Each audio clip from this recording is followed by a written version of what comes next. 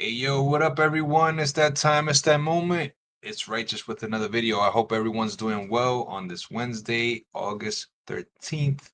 I have some news for you guys, and I want to thank everyone for watching all my videos and subscribing and liking and commenting. I really appreciate it. Let's keep the channel going. All right. First thing I wanted to hit you guys up with some news is the Canelo Crawford undercard. So a lot of fans have been saying it's looking weak. I was checking out some of the comments online when it first was posted on Instagram, and I wanted to see what you guys thought. So some of the things that's being said is that it's looking pretty sad. So a lot of people are excited to watch Vargas versus Walsh. People are saying the co-main is pretty sad. That undercard might miss the fight. People are saying that Carlos Adames should have been on the undercard fighting Erislandi Lara, which I agree with, or Janabek with the IBF and the W for the middleweight unification or some kind of mega fight at least. When it comes to the middleweight division, there should be more talks about that. Someone also said, I've been watching boxing for over 15 years. I cannot name a single fighter on the undercard. They put the prelims on the main card, mid, less than mid, someone says. Need Jake Paul to sell this. Jake Paul couldn't seek his last event versus Chavez. Tickets literally dropped to $20 on a fight night. I actually want to see how Wash does versus Vargas. Word Vargas getting torched. Okay, so let's see how this goes. I want to know what you guys think about this one because I'm not really that excited about the undercard, and the undercard looks weak. It is what it is. It looks like a YouTube prelim kind of card. You know what I'm saying? It's not that exciting. I want to know what you guys think. Are you excited about the prelim or the undercard when it comes to Canelo versus Crawford? Because it's obvious it's not that many fights, and the co-main is not even that great. There's no belt from what I could see. It doesn't look like there's a belt on the line. I'm not sure. Let's go over to Box Live, which is my favorite. That's my favorite website when it comes to looking up, all the stuff that's going on with boxing. So let's check out Vargas. Let's check out Vargas and see what he got going on. Emilio, that's not the same guy. Emilio's the rock star that's undefeated right now. I think the guy that's on the undercard, if I'm not mistaken, is Fernando. Yeah. Fernando Vargas Jr. He's also undefeated. I don't see a belt here. I don't see a belt at all right now. It says Fernando Vargas Jr. is to face Colin Walsh next on Saturday, September 13th, 2025. The fight will take place in Allegiant Stadium, Las Vegas, United States. Will be brought. I don't see a fight. I don't see a belt. I'm sorry, guys. Both guys are undefeated. One guy's looks like he's from Ireland. I don't see a belt. Super welterweight. Yeah, these looks like Walsh is number 5 on the WBC. WBO, he's number 14. IBF, he's number 4. Impressive. Got some wins by KO from Fernando Vargas. Obviously, that's a threat. Yeah, he's got a pretty good ratio there, 88% and 79%. Great fight. I think that's a great fight. It's a great fight, but no belt. No belt. You got no belt. You know what I'm saying? And that's the old school style, in my opinion. That's the way that people are used to watching fights. You know what I'm saying? No belt. So I think it's yeah, it's less than mid. Less than mid. That was accurate what that commenter said on Instagram, and yeah, unless they can add some, because I've seen them add last minute fights and stuff like that. Usually we're used to a bigger card from Turkey. UFC style is the way he likes to do it, but no belts, man, no belts. So, what are we gonna do? What are we gonna do? Let's see what we got here. So let's move on to the next subject. Tank Davis charges were recently dropped. Interesting stuff. Interesting stuff. We all know that Tank has his, I hate to say it like this, but he routinely has some kind of domestic violence or some kind of problem in when it comes to the public eye, and him having issues with some kind of just problems, man, just problems with the authority, and he's going in and out of jail, or there's some kind of problem. So yeah, it says right here, boxer Gervonta Davis has an unusual three-person escort from Miami-Dade correctional officers as he's bonded out of jail this evening. Local 10 News is now asking whether that's new protocol or preferential treatment. I have been covering suspects bonding out of jail here for several years. I can tell you that this is a first for me because as Davis was walking out of the Turner Guilford Night Center, he had 3 corrections officers surrounding him, not really allowing reporters to get close to him to ask him questions. That said, I did ask those questions as to his allegations. He is accused of striking his ex-girlfriend, the mother of his children. I asked him about those charges.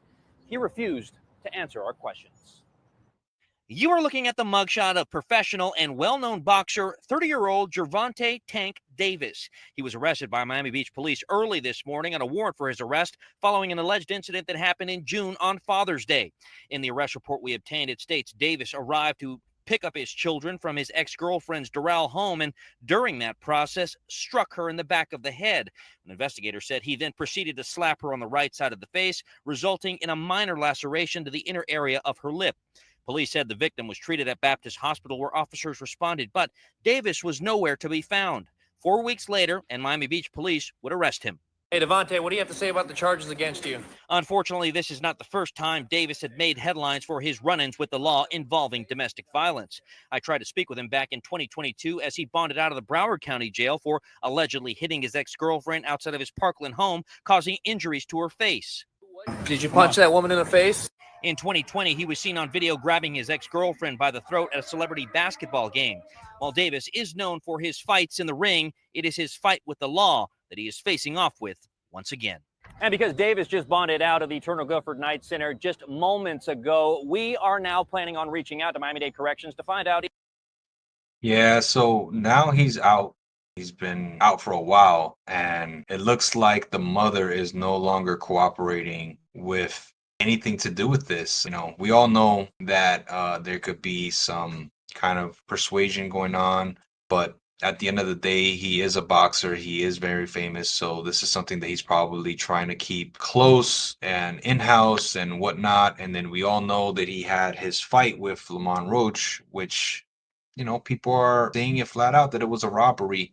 I thought the fight was close, but then at the end of the day, we still have that moment where Gervonta dropped to his knee, and it looked like he should have been ruled a knockdown. You know what I mean? There's some major issues with that, and people are still speculating if the fight is going to continue. There was some disruption, obviously, with this case, with the domestic violence case that he has with his baby moms. And it's unfortunate. It all happened on Father's Day, and hopefully they can take care of this, and he can continue on and get better. Because obviously that's a family matter, and that comes first than any fight or any type of entertainment. But at the end of the day, we still don't know. We've heard of rumors of Tank Davis saying he's gonna retire. A lot of verbal jabs on the internet, whether it comes to X or anything like that. People just going back and forth with Tank, trying to see if they can get him out to fight. And I don't know. I feel like this is gonna take some time. Hopefully before the year ends, there should be a rematch. But it really is a situation where we don't know what's gonna happen. With Tank. Tank is a guy that he's been fighting once a year for a while now. And it's crazy. He makes a lot of money from his fights, and he doesn't have a belt. Most times, I haven't seen him with a belt lately. Obviously he raises his WBA title and whatnot, but it just doesn't look like a champion from the old school that constantly defends his belt. He's a very skilled fighter, but he skates. And I'm sorry to say that to any of the Tank fans on my channel. We know that the man has talent. We've heard of possible fights. People trying to cook up rumors and stuff. Him trying to maybe possibly fight Pacquiao or somebody like that, or rumors of Tio and Tank and Devin Haney, and rumors of a rematch with Ryan Garcia, guys like that. But it's all hypothetical. The time just keeps going by and by and by, and then we get nothing. So here's one of the reasons why. We can't always blame Al Heyman. We can't always blame him. This guy is, you know, he's doing his own thing. You know, he's doing his own thing, and some of that stuff that we're talking about is sabotaging his career. And I hope that he can get better, and I hope that he can fix his situation with his kids and his kids' mom. So let's move on to something a little lighter, where we have a 2K gamer literally expressing that he has spent over 32K on the game, which is sort of ridiculous to me because this is just, for one, it's just one game. Now, I'm not going to lie. I'm not going to lie. I have spent some money on NBA 2K, but that was during COVID. I guess that's a good excuse, right? Yeah.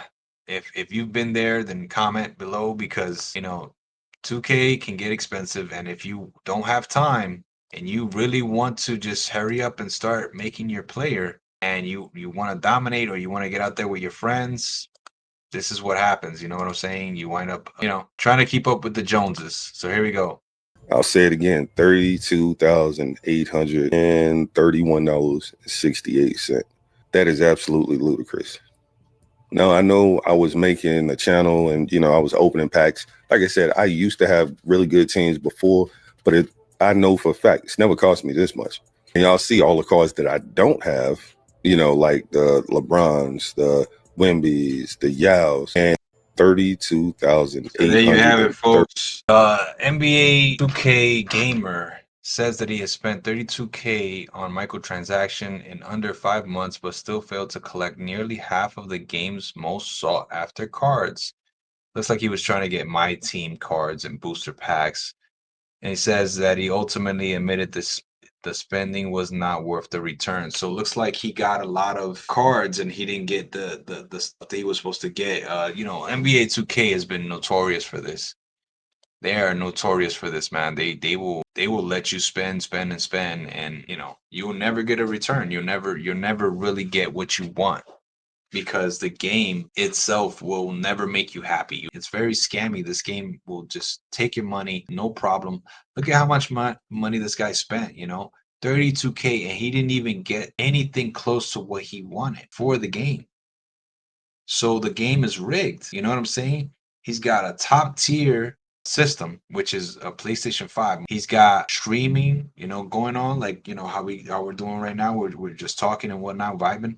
He got that going on. He's trying to do that for his fans, but he got no return.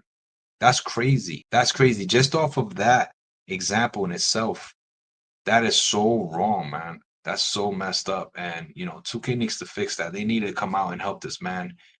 Give him some kind of return, regardless. Some kind of return.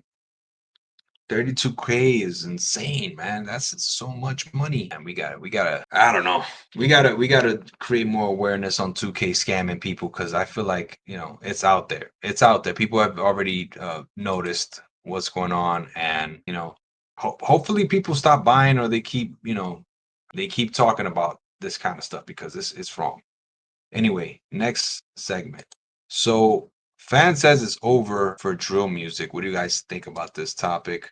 I think it's pretty interesting. I haven't heard too much drill music that is popular out in a while, you know what I'm saying? So, let's see what this gentleman has to say here. Here we go. I think it's over, y'all. All the rappers done, they done caught their Ricos, went to the Fed, they done got them up out of there, man. Plus, we were tired of hearing that. That's why music sales was down like 40% anyway. Y'all done killed everybody.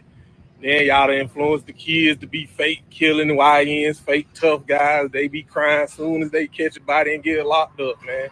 I think it's over with for the drill music. Now I'm just waiting to see who bringing back the party, booty shaking, Uncle Luke, pop that butt, Beat God, all that booty shaking party music, Travis Porter. We need an influx of party rappers to come back to make this shit fun again.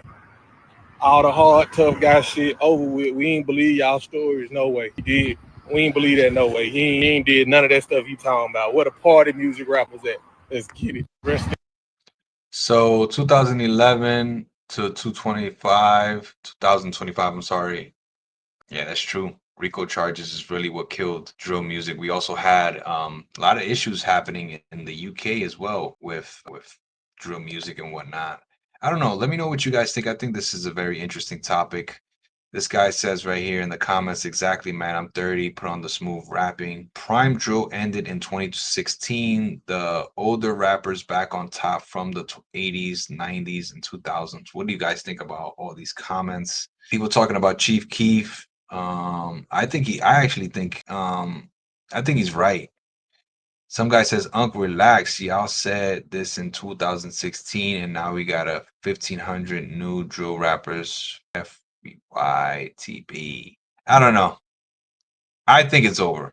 It's not. See, the thing is that when people say that something's over, it's because it's not popular anymore. You know what I'm saying? It's over in that fashion where it's not commercial no more. It's not a thing where people actually are stopping to watch. You know, um, it was popping for a long minute there. Everybody was trying to do it. You know, it's just not commercialized anymore. And then on top of that, it was promoting a lot of negativity. You know, so you know, a lot of that stuff chilled out after COVID. I really believe the sound is still trying to come back every now and then, but I don't really see a major shift in that style of music. And I do think that a lot of people are starting to listen to 90s style beats again, 90s style raps. What do you guys think? What are you guys listening to these days? All right, Brooke Hogan is still a mess after Hulk Hogan death, guys. How do you feel about that one? This one, you know, it's gonna be an issue for her. You know, it's gonna be an issue. It's gonna take some time. She might need some therapy. She looks a mess, man. She really does look a mess in this picture. This is something recent of her just couldn't get over the fact that she saw a sunset. That's what broke her heart. That's what reminded her of Hulk Hogan recently. It says Brooke Hogan's feeling the weight of her losing her father. Hulk spotted out with the family in Orlando, and you can see the heartbreak written all over her face. As you can see, Brooke kept it low key on Tuesday's show in Orlando, but the grief snuck up and tears followed. Yeah, that's heartbreaking. Another thing that's going on that I see is happening is on Hulu. They're about to drop a documentary. This is by TMZ. So another issue with Brooke is that she is gonna have to keep going through this while she's in public. You know, in my opinion, while Hogan was alive, he kind of sheltered Brooke from people trying to see what she thinks, how she feels, what's going on. But now that we have a tragedy, everybody is looking to see her response. So she's going to have to go through this as slow as possible. You know, my heart goes out to her and the family and all of us that are wrestling fans feel for Brooke Hogan because it's a tragic loss. You know what I'm saying? It's a very tragic loss. And Hulk Hogan was an icon and still is an icon. The man will live forever when it comes to wrestling and what he did for pop culture. So we're going to move on to the next subject. And after that, it looks like I'm done. I don't have much else to say, guys. This is it for the channel right now. I don't have any other subjects at the moment. That was all I wanted to talk about. So I wanted to see if you guys have more from me when it comes to comments and shares and likes and stuff like that. If you have something you want to bring to the table, you want me to talk about, let me know. Leave a comment in the chat and the comments as well. Yeah. So this is the end of the video, and like I always try to tell you guys, let's try to keep boxing alive. Peace out. Stay safe. Much respect to you guys. Later.